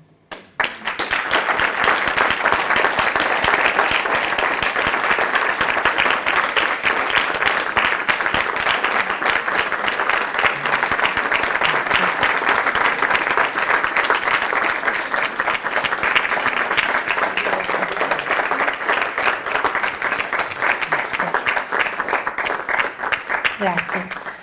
Gli orchi, lei ha parlato degli orchi dei bambini nelle varie epoche. Attualmente, e quanta relazione c'è con la tecnologia per i nostri bambini? Allora, purtroppo con la relazione alla tecnologia c'è una relazione terribile, perché mentre noi stiamo tutti qua a parlare di idiozie, veramente, la Onlus Meter raccoglie dati terrificanti di violenze sui bambini via internet nel deep web. Le cose che raccontano sono atroci. Io non capisco perché non ci fermiamo tutti di fare tutto quello che stiamo facendo e tutte le polizie del mondo si concentrano su quello. Adesso i bambini sono estremamente fragili perché noi abbiamo annientato la famiglia. La famiglia prima c'era il padre che era sporco, brutto, cattivo, e c'era il testosterone e difendeva i bambini. Adesso il padre non c'è più, è stato abolito dal 68. La paternità è stata distrutta. In tutta la storia d'Europa si sono confrontati tre poteri: il papato, l'impero e il padre di famiglia. Non dico che siano state rose e fiori, ma siccome erano tre poteri diversi, aggredendosi l'uno con l'altro, si tenevano in carreggiata. Adesso l'antico dissidio tra papato e impero temo che sia finito a favore dell'impero. Ha vinto l'impero. Vediamo papi che vanno all'ONU, non nominano nemmeno una volta Cristo, seguono l'agenda dell'ONU, quindi vabbè, ha vinto l'impero. Ma soprattutto abbiamo abbattuto il padre di famiglia. Nessuno, nemmeno l'imperatore, nemmeno il papa entrava a casa del padre di famiglia a dirgli cosa doveva fare ai suoi figli. Qualcuno mi dirà che spesso i padri erano figli di buona donna, è vero, ma almeno era gente a cui del bambino importava. Quindi la potenza dei padri comincia a finire con l'industrialesimo, con quello da cui è nata la nostra civiltà, perché il padre era pagato talmente poco che non poteva mantenere il bambino. Quindi il bambino era costretto a farsi sfruttare, era costretto a vendere la bambina al bordello, di questo parla Alice nel Paese delle Meraviglie, non sono entrate in particolari, eccetera. Poi abbiamo avuto la Hitlerjugend, e poi il bambino pioniere, eccetera. Lo Stato ti prende il bambino. La scuola, per carità, la scuola è una cosa meravigliosa. Abbiamo imparato tutti a leggere e scrivere. Per la verità imparavano anche prima, perché le madri insegnavano ai figli, eccetera. Si andava a scuola solo a 7, 8, 10 anni. Adesso andiamo a scuola a 3 anni, a 2 anni. La scuola insegna, sì, ma indottrina anche. Soprattutto la scuola deve essere neutra e deve istruire, non deve azzardarsi a educare, perché non le tocca. Deve dire chi era Napoleone e come si risolvono equazioni di secondo grado, e non ti azzardare a parlarmi di etica, perché tu che accidenti sei per permetterti di parlare di etica. La scuola ha spiegato che la razza ariana esisteva ed era superiore, la scuola ha spiegato che Stalin era un genio, la scuola ha spiegato che era bello andare a spaccare le reni della Grecia che si stava facendo gli affari suoi. Quindi la scuola deve solo istruire, invece la scuola educa. Ed è la scuola inchiodata su 3 punti: accoglienza. Lasciamo perdere. E adesso abbiamo avuto in tutta Europa, guardate che Bibbiano non è solo italiana, Bibbiano è europea. In Norvegia hanno tolto 6 bambini a una coppia di genitori perché erano troppo cristiani e quindi è verosimile che i bambini sarebbero stati omofobi. In Germania c'è un tizio che è scappato con le 2 figlie ed è andato a chiedere asilo politico, non mi ricordo se la Polonia o in Polonia, mentre un altro è andato a chiedere asilo politico in Russia. Quindi ti arrivano in casa gli assistenti sociali e ti dicono che tu sei inadeguato, che per carità, magari è anche vero, ma non è certo levandoti il bambino che fanno il bene tuo o quello del bambino. Questi bambini tolti per i motivi più idioti. Inoltre un bambino è staccato ai suoi genitori, lo spezzate, lo distruggete. Tra l'altro stavo leggendo, per carità sono casi isolati, casi separati anche nel tempo, in provincia di Lecce sono appena stati condannati 2 educatori attorno ai 50 anni che organizzavano messe nere con abusi sessuali.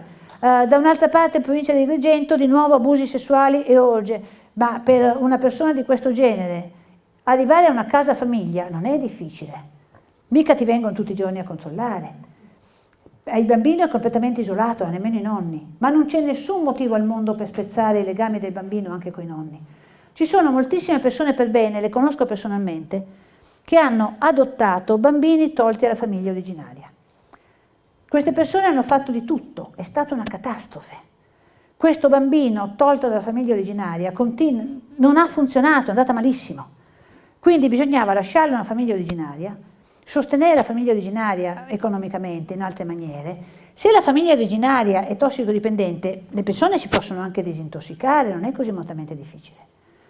Da quando ho fatto un paio di video su Bibbiano, purtroppo mi stanno scrivendo un mucchio di persone, io non so cosa fare per loro.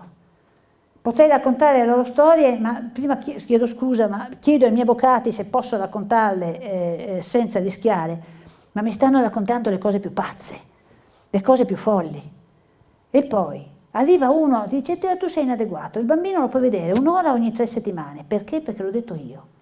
E se protesti lo puoi vedere 1 ora ogni 2 mesi. I bambini non si sa dove siano.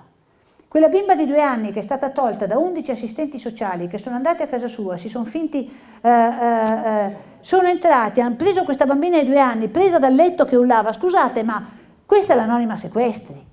In quel bambino hanno creato un trauma non risolvibile, come se fosse stato rapito dall'anonima sequestri. Questa bimba da 4 mesi non si sa dove sia, cioè da 4 mesi in mano all'anonima sequestri.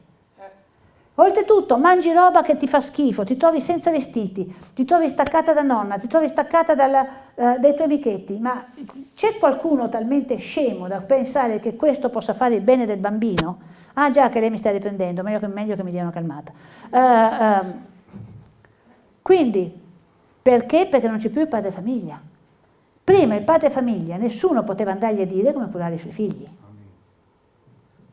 Adesso se non li curi in una certa maniera e se non pensi in una certa maniera, c'è un incredibile su YouTube video dove si vede il senatore Pillon che parla con la garante dell'infanzia e dice: mi scusi, ma lei qui sta parlando di sinergia, tavoli di lavoro, eccetera.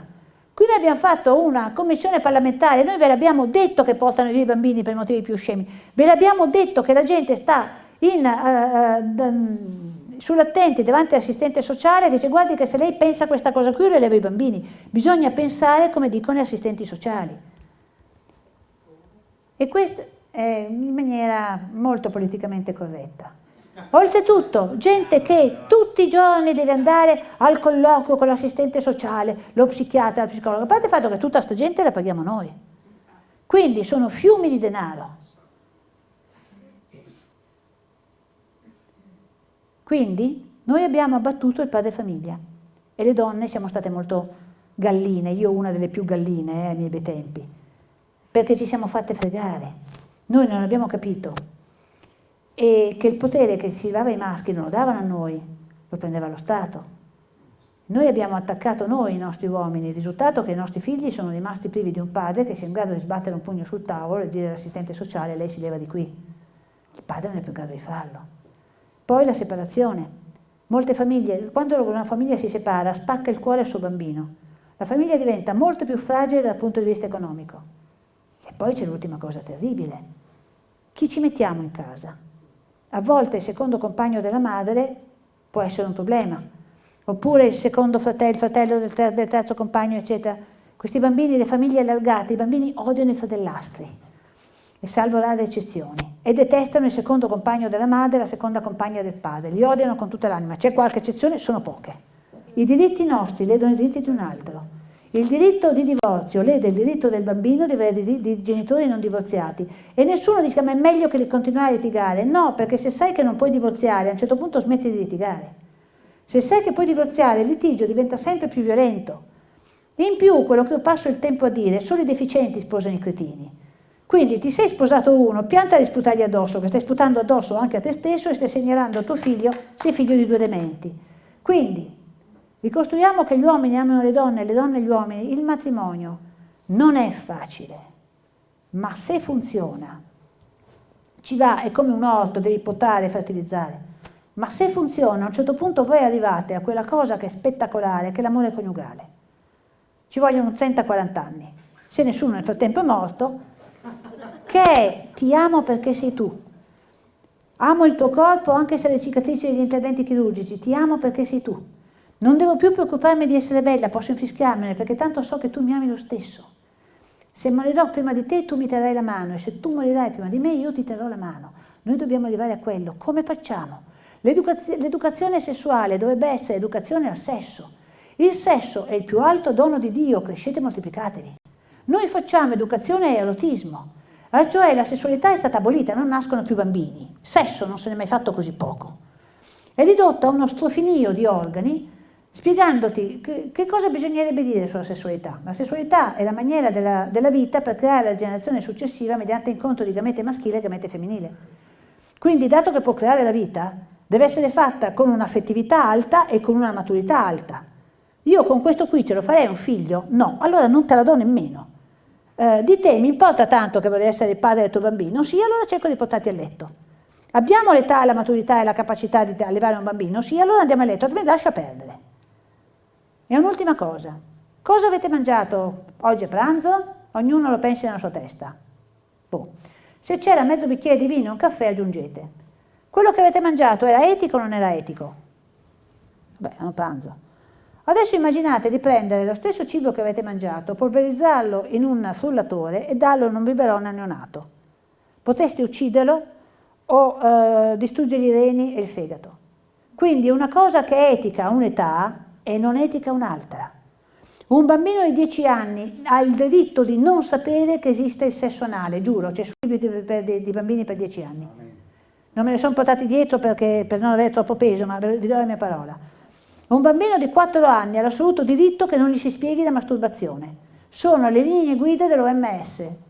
Scusate, gli spiegate anche come ci si mette le dita nel naso? Magari ci arriva da solo. E ci arriva da solo quando per lui è il momento buono. Perché c'è il terrore che si abbia il tabù, ma lasciate che la gente scopra la sessualità da sola. L'umanità non ha mai avuto lezioni di educazione sessuale, insomma ce la siamo sfangata benino nei secoli precedenti. Quindi anche la sessualità appartiene allo Stato. Sono gli impiegati dello Stato che devono spiegare a tuo figlio, mentre c'è solo il padre e la madre. Perché?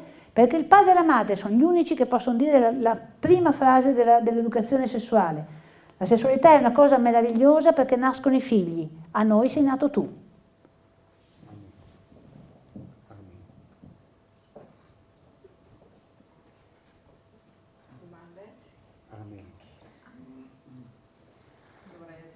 Sì. La TV è un disastro completo perché la TV è in salotto. Quindi i nostri figli hanno 3 figure di accudimento, padre, madre e televisione, che essendo in salotto ha la stessa valenza di padre e madre. Il cinema almeno dovevi uscire di casa, cambiarti le scarpe, pagare un biglietto, il tuo cervello percepiva che è una roba strana. Ma la televisione, essendo in casa, ha la stessa potenza. E noi permettiamo che noi controlliamo gli ingredienti di tutto quello che compriamo, prima di comprare lo yogurt leggiamo tutta la lista degli ingredienti, e poi permettiamo che entri nella testa dei nostri figli la roba della televisione. Come siamo riusciti a distruggere una civiltà plurimillenaria in 2 generazioni? La televisione. La televisione ha mostrato persone divorziate che erano carine, simpatiche e brillanti, persone che avevano l'amante che erano carine, simpatiche e brillanti, Grey's Anatomy, anche persone che abortiscono che sono carine, simpatiche e brillanti, eccetera, eccetera. Quindi i comportamenti sono stati sdoganati. Inoltre, qualcuno ha mai visto un personaggio della televisione che va messa la domenica? Evidentemente no. Anche perché poi a che messa lo mando, cattolica, protestante, rischio di perdere. Ma se nessuno va a messa non è in una situazione neutra, è una situazione antimessa. Noi abbiamo perso il rito condiviso, ma nessuna culto e cultura hanno la stessa origine. Una cultura senza il culto è morta, non sopravvive, come aveva intuito la atea Oriana Fallaci. Per cui dove non c'è il rito condiviso, dove tutti insieme non abbiamo pianto venerdì santo per la crocifissione, tutti insieme non abbiamo riso il 25 dicembre mattina per la nascita, non abbiamo linee potenti di affiliazione al gruppo e non riusciamo a dare linee etiche. Il risultato è che noi troviamo normali negli adolescenti dei comportamenti autodistruttivi che ai miei tempi, sono nata negli anni 50, erano possibili, sì, vabbè, poverino, c'è la madre prostituta e il padre in prigione. Noi troviamo normali che gli adolescenti bevano whisky a canna. Noi troviamo normale l'uso della pericolosissima e dannosissima cannabis. Adesso ci è arrivato l'altro genio che dobbiamo legalizzare la cocaina. Ok, da chi la compriamo? Diciamo all'ambasciatore italiano in Colombia di comprare denaro, vabbè. Ok. Il gender adesso? Dopo l'identità religiosa ci hanno tolto l'identità familiare, poi ci hanno tolto l'identità nazionale e adesso l'identità sessuale, creando confusione terribile. Il bambino che dice no, io sono maschio, c'ho il pesino, mi chiamo Pietro, c'ho il pesino come papà, non è vero, potresti anche essere femmina. Con i cartelloni che dicono i bambini in maggioranza hanno il pisellino ma possono avere anche la vulva. No, perché la sessualità serve per creare generazione successiva, non serve per il mio ego, per la relazione. Quindi ci sono gli organi sessuali, detti anche riproduttivi. Poi ci sono alcune persone, una grandissima minoranza, che non sono identificabili né come uomini né come donne. Si tratta purtroppo di gravi patologie, ma sono rarissimi, e sono gli intersessuali, ma hanno problemi drammatici. Esattamente come ci sono persone che nascono senza gambe e senza braccia, come Nick Vucic. Si tratta di malformazioni Mentre la persona transessuale è una persona che ha un fisico sano, che decide di farsi castrare, non vi racconto i particolari degli interventi perché non è il caso, ma sono delle robe apocalittiche, che lasciano una persona malata, sotto ormoni, che non sono gli ormoni suoi, quindi ci sono tutti gli scompensi da ormoni. È una follia, è una corsa alla distruzione. E soprattutto abbiamo perso la verità. Quindi cosa abbiamo perso insieme alla verità? Qual è il valore che è sempre insieme alla verità? Verità e bellezza, bellezza e verità. Noi siamo un'epoca brutta e diventiamo sempre più brutti, proprio perché abbiamo perso la verità. Lei mi sembra un personaggio strabiliante. Io sono ateo, ma adesso dopo sta roba qua mi viene voglia di andare in chiesa tutte le domeniche. Vero, guardi che io c'ho anche... No, la domanda mia è, sì. a parte che eventualmente fare la Presidente del Consiglio, ma lei adesso cos'è che possiamo fare? Domanda? Beh, io in questo momento ho 2 denunce per diffamazione, 2 processi che ho perso e tra qualche giorno andrò a affrontare l'ordine dei medici perché forse mi buttano fuori, quindi sono in una situazione un po' così. Che vincerai? Detto questo, sono... De Mari. Sono specializzata in chirurgia generale, chirurgia endoscopia dell'apparato digerente e psicoterapia cognitiva. E io sono quella che ha affermato anche alla Zanzara che l'apparato digerente serve per digerire. E come diceva George Orwell, però il re nudo funziona nelle fiabe, nella vita vera ti linciano. Un applauso. Come diciamo sempre noi qui, i medici o hanno qualche processo pendente o sono radiati, altrimenti non li vogliamo, perché quelli normali se li vanno a cercare nell'ospedale. Quindi benvenuta nel gruppo. Francesca, quando ti invita Parenzo? Sì. No, c'è un grosso vantaggio, Lei parla con Parenzo 2 minuti e poi si sente un genio per il resto della giornata. Ok, grazie.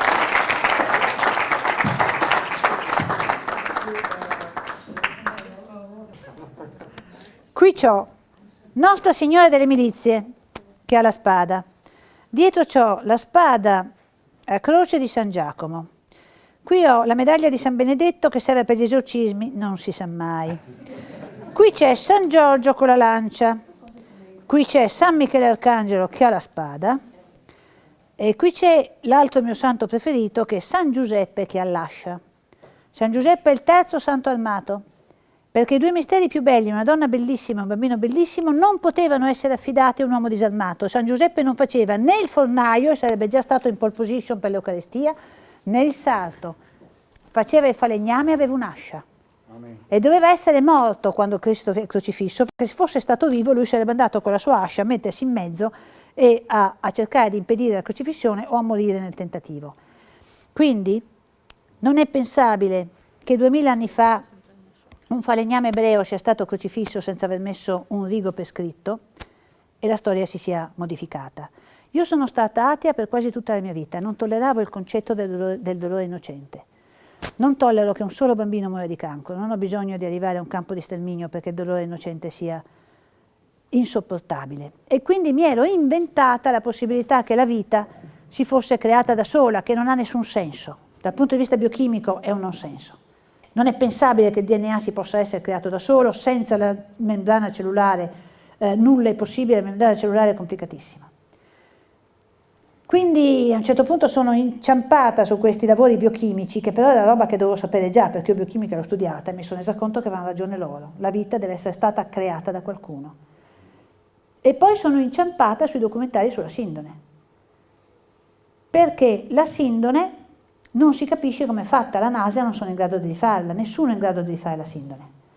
La sindone sono stati fatti degli studi fatti in maniera delirante, stupidissima, dove avevano calcolato il carbonio 141 dell'angolo, dove quindi c'era la sindone, il sudore delle mani, delle centinaia di mani che la tenevano stesa, il filo del rammendo, perché lì si era stata rammendata, più il fumo di candele. La sindone è datata tra il meno 300 e più 300 d.C. Mostra i segni, ma soprattutto come è fatta. Che cosa ha dato l'immagine? L'immagine è stata data dalla luce. La sindone è una negativo tridimensionale. Quando la luce è molto potente, per esempio Hiroshima, lascia la fotografia anche su qualsiasi. Quindi questo colpo a un certo punto ha messo una luce talmente potente che ha impresso il telo. Quindi Dio ha creato la vita e Cristo è risorto, tutto il resto è opinabile, ma queste due cose qui no, sono scientificamente provate. Se è risorto al terzo giorno avrà avuto anche la potenza di fare in maniera che ci arrivassero i Vangeli veri. E quindi evidentemente quello che è scritto nel Vangelo è vero, perché 2 più 2 fa 4. Ok?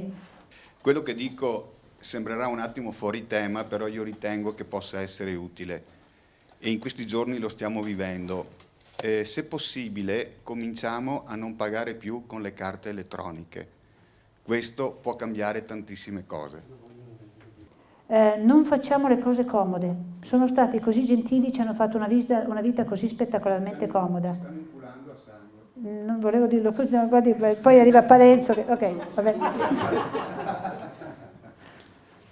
Dall'opinione di ciascuno, però la legge sta andando verso quell'indirizzo per cui se un genitore ha dei dubbi, non li devo chiarire o non do spiegazioni, gli tolgo il figlio, perché lo Stato arriva prima della famiglia. Stanno invertendo questa cosa qui che io la ritengo molto pericolosa. Non so. È già così. Cosa lo Stato è già facciamo. proprietario dei bambini.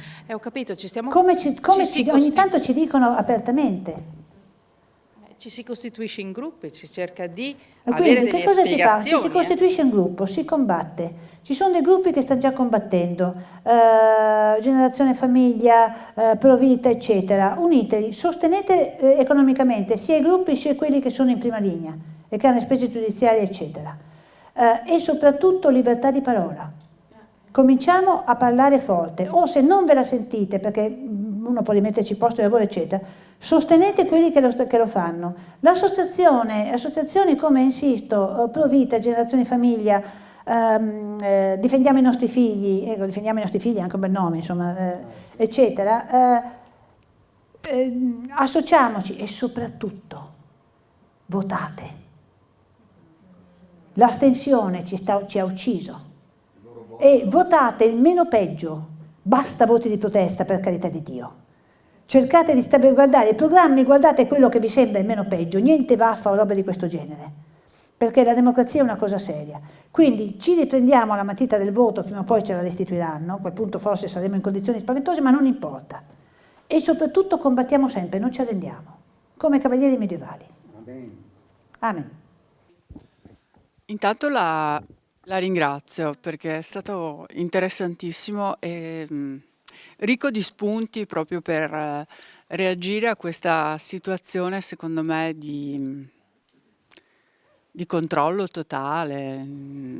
Soft, una dittatura soft. Una dittatura. No, io la definirei anche dittatura alla fine, perché Sì, no, ma però non ti spacca le gambe. chi tocca con mano i problemi, credo che soprattutto quelli che riguardano appunto gli orchi. Volevo chiederle quale è secondo lei, in poche parole, o comunque chiare come oggi ha parlato, l'identikit degli orchi istituzionalizzati, perché oggi abbiamo a che fare con degli orchi che stanno nelle istituzioni. Come li riconosciamo e come possiamo porci rispetto a loro? Non li riconosciamo, perché sono molto in gamba e hanno imparato a mentire, non hanno più le zanne piene di sangue con cui lo identificare immediatamente. Seguire il denaro, perché dove ci sono fiumi di denaro lì è il caso di insospettirci, ma teniamo presente che si tratta sempre di persone che stanno facendo il bene.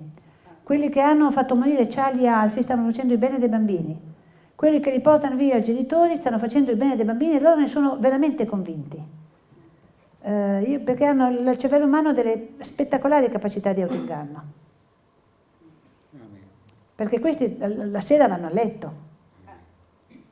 Di Bibbiano, quello che mi ha scandalizzato più di tutto, e abbiamo sentito di tutto, è un'assistente sociale già reintegrata che ha detto: ma Federica Anghinolfi era sempre lì che insisteva, fossi stata più lucida non avrei tolto quel bambino alla sua mamma. Cioè, fammi capire, tu hai tolto un bambino alla mamma perché l'Anghinolfi del tuo capo insisteva?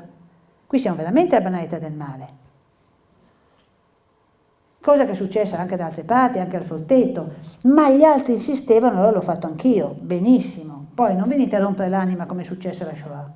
Amen. Ok?